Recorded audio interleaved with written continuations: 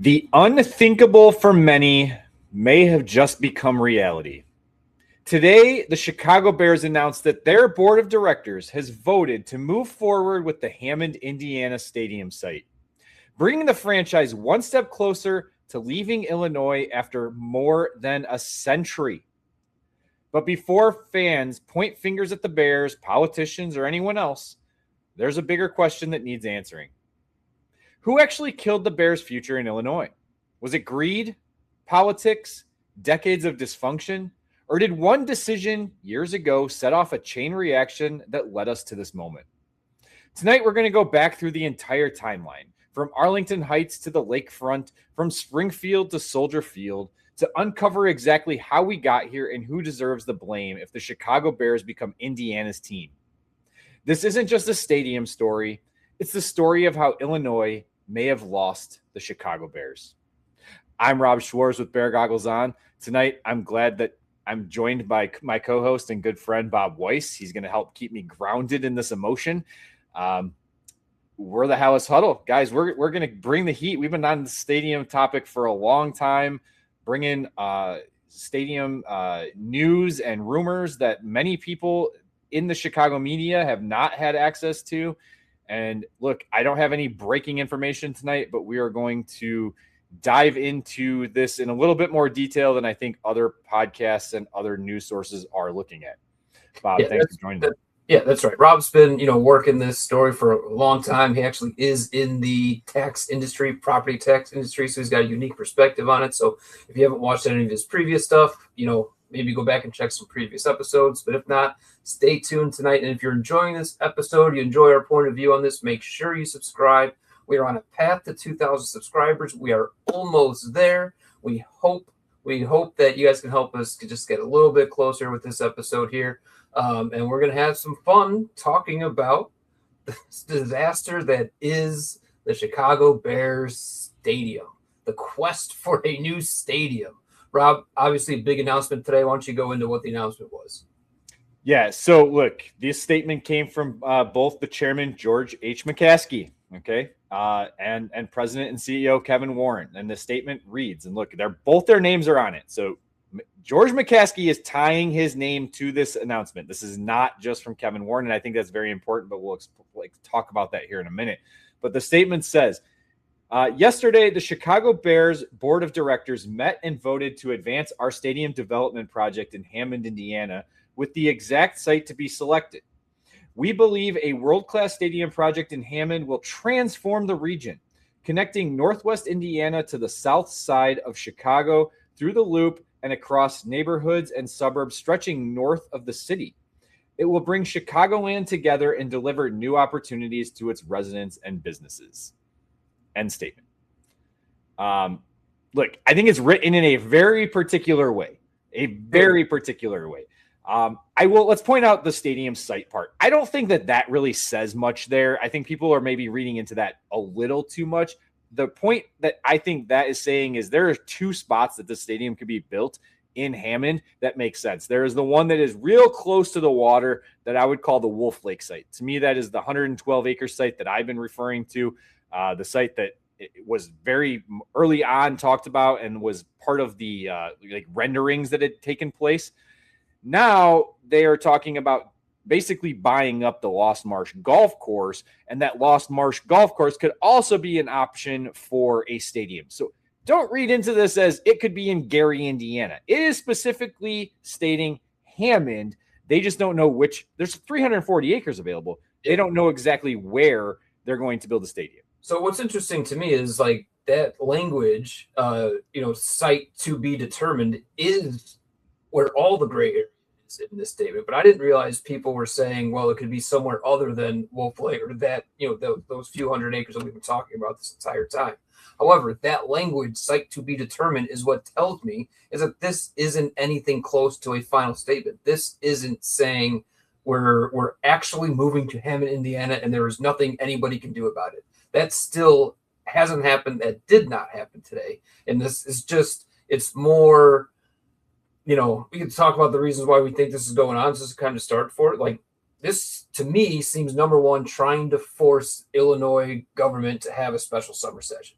and they needed a statement like this in order to force Illinois' hand again, right? Instead of, oh, we're calling the bluff, you don't want to move to Indiana. It's like, all right, well, now we're making another public statement that's saying we're moving forward with this site. But this would be, I think, the third time publicly, maybe the fourth time publicly, the Chicago Bears have stated their sole focus is a different site now. So take that for what you want it to be.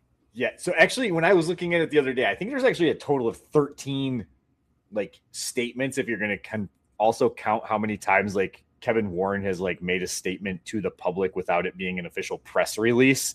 Okay. But I think this is the fourth official press release that they have announced. And I know the last one was obviously October, November, when Hammond even got involved in the whole situation, or Indiana itself got involved in the whole situation.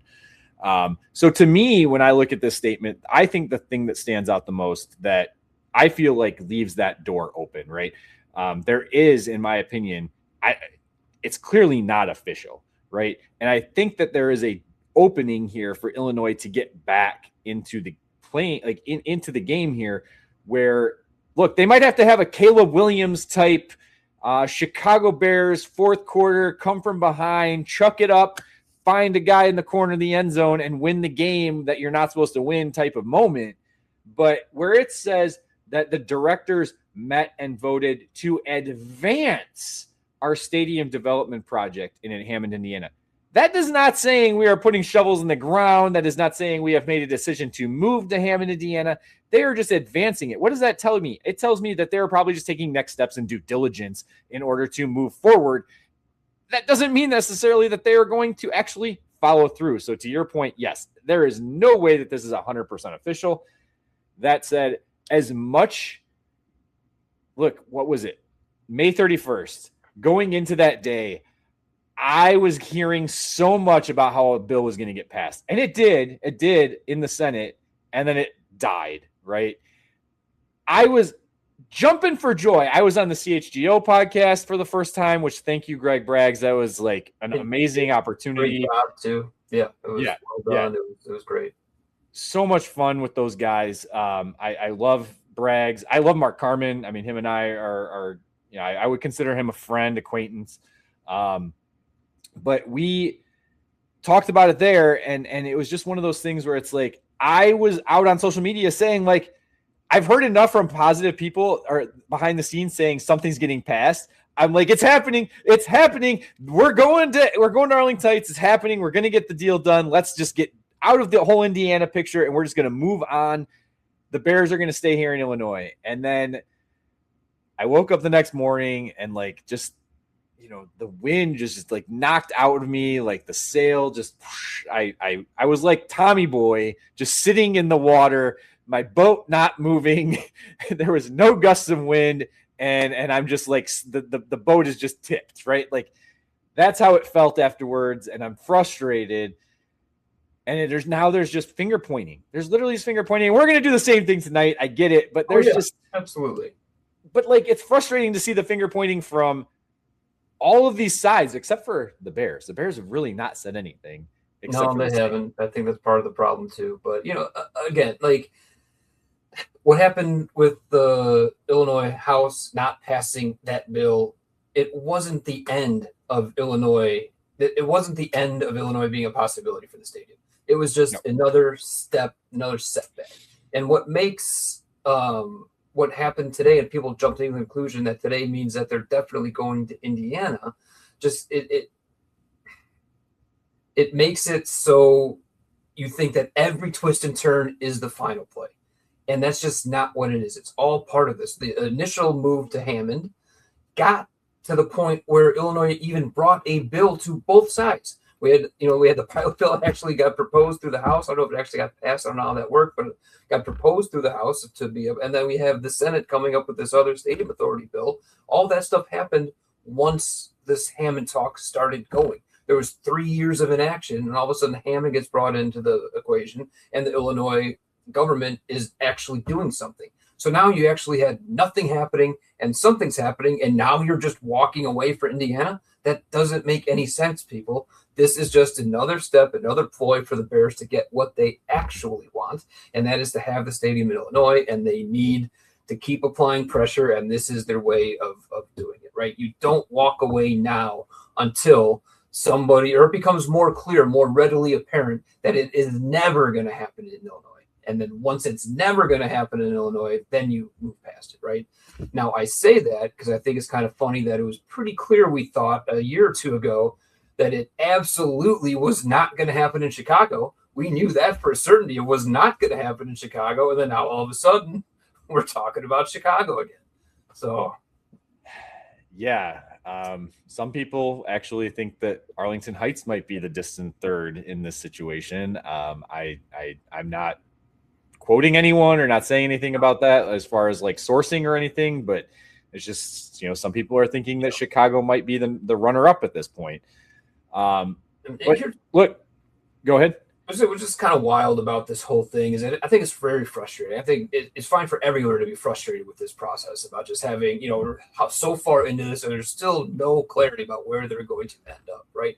And, people say that, it's when you have choices, it's better to have good choices than bad choices. And I think it's clear that there are three great choices here. So it's not like people think the Hammond site sucks. They don't want the stadium to be Indiana. It's a slag heap, all this other stuff going on. But it's a phenomenal deal business-wise for the Bears. It's a great spot to own the stadium and start bringing in revenue for your franchise. It's fantastic. Arlington Heights is this great, sprawling, huge property in the suburbs and, easily accessible by transportation. You can do anything you want with it. The Bears own the land. It'll be a beautiful stadium, right? It's not the city of Chicago, but it's Cook County. It's still right in the heart of the suburbs of Chicago. It's right there. It's a great site for a stadium. If it's in Chicago, you're still in Chicago. The lakefront property is among the best, most premium real estate in the entire country, let alone the state of Illinois, right? So there's all three great options. And now it's just because the Bears are the Bears, the Caskies are involved, and whether you think Kevin won or not, they're just making it harder than it has to be. Maybe, I don't know, but it's either they're all good options. Yeah, we'll touch on some of the Kevin Warren stuff here in a little bit. I do want to read through some tweets that have been going on that I want to address publicly on here. But before we get to that, I think you segued a little bit further back, kind of segueing into, look, this is likely them using this as a way to push for a special session, because if they don't do anything now, we're talking probably November before it is even brought up again during the 2-week veto session that goes on. Basically what that means is, look, the governor can look at the bills that are going on, and if he wants to veto any of them, then the House and the Senate, they can hold a special session, not a special session, the fall session, and they can kind of like push things through with their own voting. But also what ends up happening is any bill that's proposed that might not get pushed through, they will talk through maybe the summer, and then it'll be kind of readdressed in the fall. Sometimes that actually happens and it gets pushed through. Sometimes it gets kicked to the next year, and then they try to pass it again in the spring session. It's a big political mess. It's really nothing to do with, I shouldn't say that. It really doesn't matter, because the Bears have been waiting and waiting and waiting and waiting. The NFL is pressuring them now, and they've been waiting. But I think it worked. I think it is working, at least. And I say that because, look, Representative of the House, Dan Agaste, okay, I think he's the House, not the Senate. Yeah, I'm pretty sure. So he came out with a statement, and his statement says the Chicago Bears were prepared to invest between $3 billion and $5 billion. He's a little bit off there. It was only $2 billion into a world-class stadium and entertainment district in Illinois. This project had the potential to generate thousands of construction jobs, create long-term economic growth, attract major national and international events, and strengthen Illinois' position as a destination for business and tourism. Instead, state leaders allowed this opportunity to slip away. He goes on to say, the Bears have repeatedly indicated they are willing to pay a reasonable property tax bill, one that would likely still be the highest stadium property tax bill in America. What no business can justify is paying a property tax bill that is several times higher than any comparable facility in the nation. The fact that Illinois could not address this obvious competitive disadvantage is a colossal failure of the governor and legislative majority. Again, continues to go on. This is not just about the Bears. Every homeowner and every business in Illinois are struggling under the weight of excessive property taxes. The same tax policies that pushed a major project out of Illinois are the same policies making it harder for families to afford their homes and for families to expand and create jobs. There is a way to get this done. Illinois can remain competitive for major economic development projects while also providing relief for homeowners and businesses who are carrying one of the highest property tax burdens in the nation. My proposal will demonstrate that we do not have to choose between economic growth and taxpayer relief. We can and should have both. Unfortunately, because state leaders failed to act, Illinois may now lose one of its most significant investment opportunities. The people of Illinois deserve better. That said, he's clearly going to try to push something through, and I think it's going to come very quickly. Reports are that it's probably going to happen next week. You know, we had this pilot bill, the whole pilot bill. I have been on the record. I think the pilot bill needs to pass in the state of Illinois, or some type of legislation that revamps how property taxes are done. And this is someone who works in property tax, both on the commercial side, a little bit on the residential side as well. That said, and it wasn't a Bears bill. I kept telling everyone it wasn't a Bears bill. It wasn't a Bears bill. It wasn't a Bears bill. Well, guess what? It wasn't a Bears bill because it didn't specify anything specifically regarding the Chicago Bears. And what the Senate tried to push with the sports authority, right?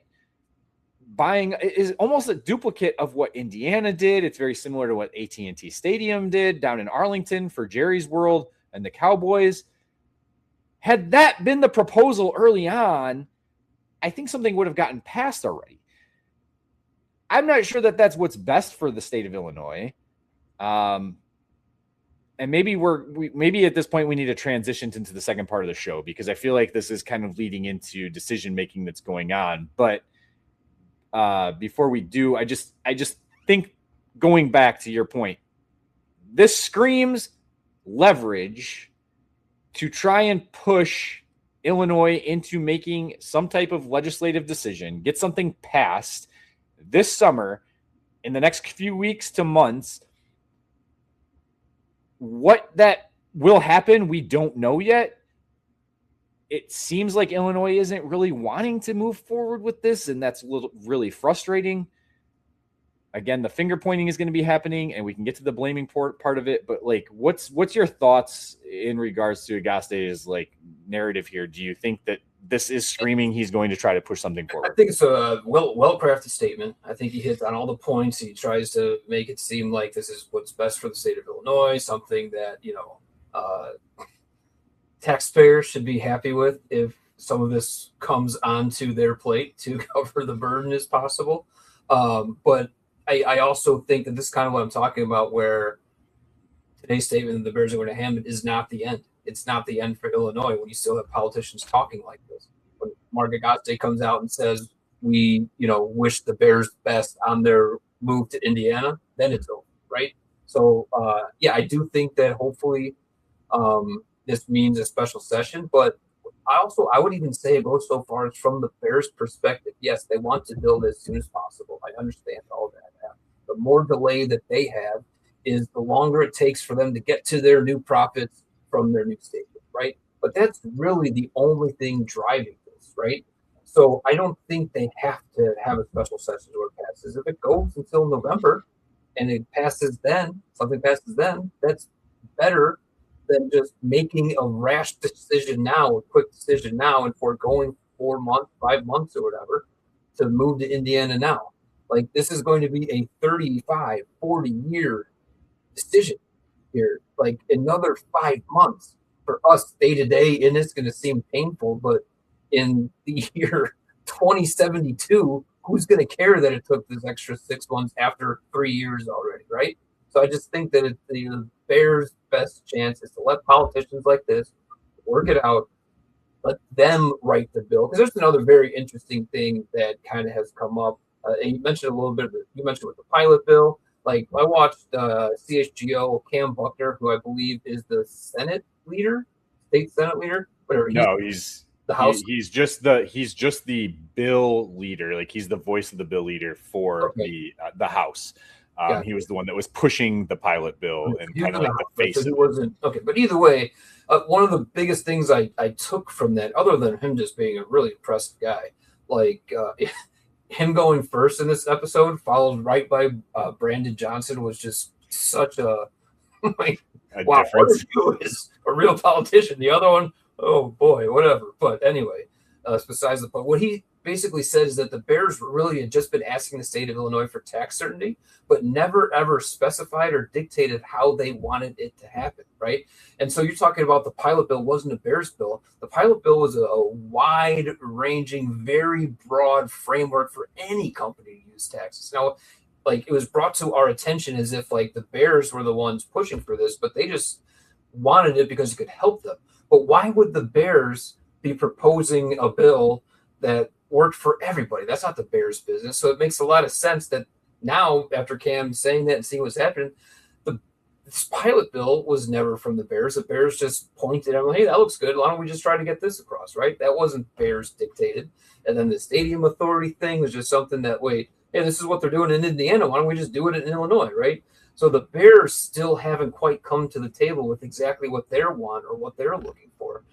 Now, to the same time, this could also be Cam Buckner as a politician, very apparently well-spoken, talented politician, saying whatever he needs to say to kind of save face as well. And again, pointing fingers at the Bears. But I kind of just went on a tangent there and lost my train of thought where we're going here. But yeah, that statement about, we'll see. Hopefully it comes with a special session. You'd love things to move forward, but if it doesn't move forward with the special session, I think we're just going to see more like just dragging along until November, right? Again, the Bears will. I just don't think that. I will go so far as to say that I don't even think putting a shovel in the ground in Indiana is enough to say they're moving to Indiana. I won't believe they're actually going to move to Hammond until concrete is poured. That's when I will say, all right, it looks like they're actually building this stadium. That's an incredible expense that you're not just going to throw away and waste. You can throw away a few $100,000 on a bullshit ceremony where, George is putting a shovel in the ground and they're cutting some tape. That's fine. That wouldn't even signal to me they're definitely moving to Hammond. It won't be until there's concrete in the ground. All right. I mean, I applaud your stance and being able to like withhold your emotions and stay level headed. And like I said in the beginning of the show, like I think that's something that you bring to this and this conversation and kind of keeps me grounded, right? Because I do let my emotions get into it. I'm very invested in this. And I mean, not only do we have the podcast and I write for Bear Goggles On, I'm a season ticket holder. Like there's a lot involved for this whole situation that impacts me directly. But I think it just impacts fans directly. And I know we're getting to the point now where, these sports events are getting so overpriced to the point where most families can't even afford to go. And it's very frustrating in that regard. And I remember at one point, look, I applauded the state of Illinois back in, what was it, like October, November, when they were talking about how they wanted more, a guarantee of affordability for being able to go to these games. And it just doesn't seem like that's actually going to happen, because now whether you're going to Indiana or you're staying in Illinois, they're talking about taxing your tickets, they're talking about taxing your hotels, they're talking about taxing your concessions, your food and beverage, right? But look, I'm looking at World Cup tickets. My wife has found tickets that are in the 200 price range, and I'm actually considering it because they're so cheap compared to other games. But guess what? We're talking about teams like Austria versus like, I don't even remember the other team. Like we're talking about teams that they're going to be such bottom feeders when it comes to this, and not anyone that I'm excited to go see. And now we're like, well, should we just try to get tickets to Germany versus USA in their friendly match tomorrow at Soldier Field and just have the kids go see that instead? Because even though it's not truly a match and it's not like worth anything, now we're not having to drive to Kansas City and we're not having to stay overnight multiple nights and then drive back. And the costs they're so astronomical that most people can't do it, and they just watch it on TV. So most people don't care where these teams play. They don't. They really have no care in the world. But if you're a resident of the state of Illinois or you're a resident of Indiana, it does impact you, maybe not directly, but indirectly. And we're going to get into a little bit of who's to blame. All right, Halas Huddlers. This seemed like a good time to break up the episode. Rob and I went on and on about who's to blame for this situation. We had a lot of fun, a lot of information, but we're going to break this episode up into 2 parts. So thanks for sticking with us for our reaction to the announcement for Hammond Bears today. And then stay tuned for part 2, where we will discuss the entire process beginning to end and who's to blame. I got nothing else, Bob. Bear down. Claws up.